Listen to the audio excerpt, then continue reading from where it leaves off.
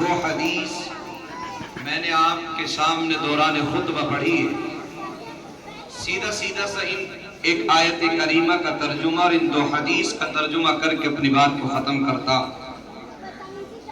اللہ کے نبی صلی اللہ علیہ وسلم ہم سب کی زندگی کے لیے بہترین آئیڈیل کارڈ ہے، نمونہ ہے۔ نبی علیہ السلام نے 5 باتیں ذکر فرمائی، جن میں سے ذکر فرمایا 4 باتوں کے کرنے کا حکم جاری فرمایا، اور 5ویں چیز ارشاد فرمائی کہ تم 5ویں قسم کے لوگ نہ بن جانا۔ میرے بہت سارے ذمہ داران احباب یہاں پر موجود ہیں، اور میں سمجھتا ہوں شاید محلے کے بھی بڑے ہوں گے، گاؤں کے بڑے ہوں گے،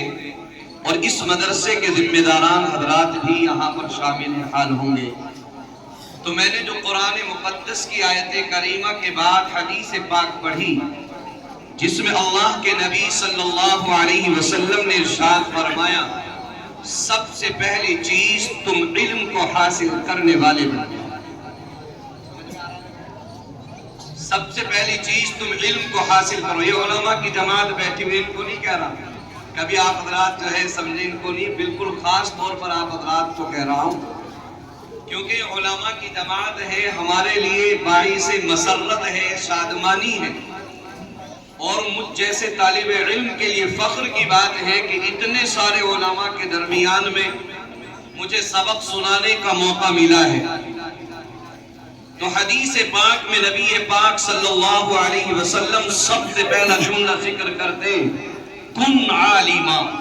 تم علم دین کو حاصل کرنے کے لیے، علم کی طلب کے لیے نکلو۔ آج دنیا کے اندر آنے کے بعد ہمارے بچوں کی حیثیت کم تر سمجھے جانے لگی ہے۔ میں آپ تک یہ پیغام پہنچا دینا چاہتا ہوں، نبی پاک صلی اللہ علیہ وسلم نے ارشاد فرمایا، من خرج طلب العلم فهو في سبيل الله حتى يرجع، او كما قال صلی اللہ علیہ وسلم۔ تو انسان علم کی طلب کے لیے نکل جائے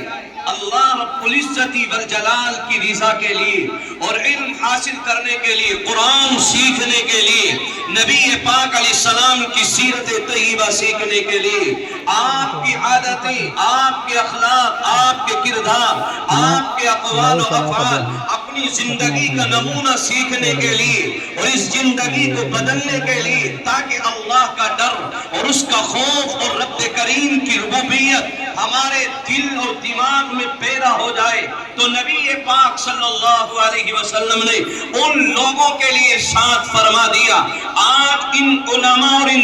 طلباء عظیم کا میری اور آپ کی نظروں میں، بالخصوص اس دنیا والوں کی نظروں میں، ان کے مقام اور مرتبے کو کم تر سمجھا جانے لگا ہے۔ تو یاد رکھیں، نبی پاک علیہ السلام نے ذکر فرمایا، یہ وہ مقدس جماعت ہے جو اللہ کے راستے میں نکلنے والی ہے، یہ وہ جماعت ہے جو اللہ کی رضا کے لیے اپنی گردنوں کو قربان کر دے، اپنی جانوں کا نذرانہ پیش کر دے، اور لڑتے لڑتے شہید ہو جائے۔ اللہ کے راستے میں نکلنے والی وہ جماعت جس کے بارے میں نبی پاک صلی اللہ علیہ وسلم نے ارشاد فرمایا، خود قرآن کی آیت کریمہ ذکر کی جاتی ہے، اور اللہ کا پیغام ارشاد فرماتا ہے کہ دنیا کے اندر رہ کر جو لوگ میری رضا کے لیے نکلتے ہیں، کل قیامت کے میدان میں ان کے لیے الگ سے انتظام کیا جائے گا۔ اور حدیث پاک میں اس کو ذکر کیا گیا کہ کس طریقے کا انتظام کیا جائے گا۔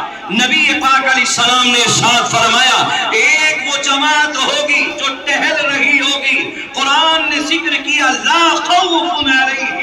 ولا هم يحزنون، وہ جماعت وہ ہوگی جس کو قیامت کی وادیوں میں اور ہولناکی منظروں میں بھی اس وقت کے اندر وہ نہ کسی خوف میں مبتلا ہوں گے، نہ کسی غم میں مبتلا ہونے والی جماعت ہوگی۔ تو یہ وہ جماعت علماء کی ہے جو کل قیامت کے میدان میں بھی نہ کسی